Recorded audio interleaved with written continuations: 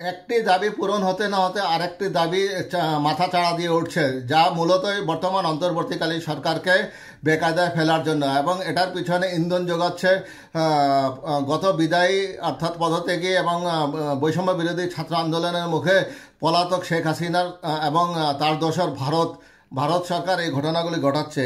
এবার 6 দফা দাবি নিয়ে সচিবালয়ের কর্মকর্তা কর্মচারীদের মহাসমাবেশের ডাক দিয়েছে।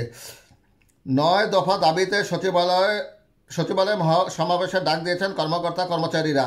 আজ বৃহস্পতিবার সচিবালয়ের ভিতরে বাংলাদেশ সচিবালয় কর্মকর্তা কর্মচারী সংযুক্ত পরিষদের ব্যানারে আয়োজিত কর্মসূচি থেকে মহাসমাবেশের ঘোষণা দেন সংযুক্ত পরিষদের সভাপতি মোহাম্মদ বদিউল কবির। এ সময় দাবি বাস্তবায়নে গড়িমসি ও দুর্ব্যবহারের অভিযোগে একজন যুগ্ম সচিবের অপসারণের দাবিও জানানো হয়।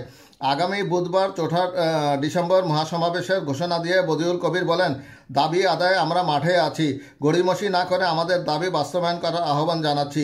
9 দফা দাবি জানিয়ে বক্তারা বলেন, পতিত স্বৈরাচারের আমলে চাকুরিতে অন্যায়ভাবে আরোপিত সব আদেশ প্রত্যাহার ও ভূতা সাপেক্ষে জ্যেষ্ঠতা প্রদান সহ নিয়মিত চাকরির ন্যায় পরোক্ষভাবে আর্থিক সুবিধা প্রদানের নির্দেশনা প্রদান করতে হবে।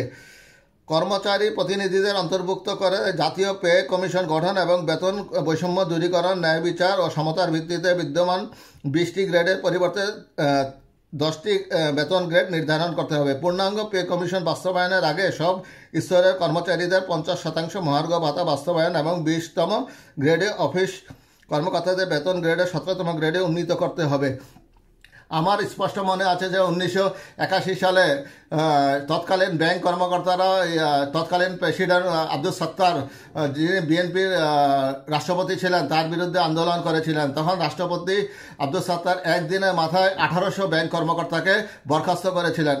আমিও মনে করি যে বর্তমান অন্তর্বর্তীকালীন সরকারের বিরুদ্ধে যদি প্রজাতন্ত্রের কোনো কর্মকর্তা কর্মচারীরা অন্যায়ভাবে যদি কোনো দাবি দেওয়া করে, সাথে সাথেই তাদেরকে বরখাস্ত করে নতুন লোক নিয়োগ করুক, তারপরে তাদের একটা শিক্ষা হয়ে যাবে।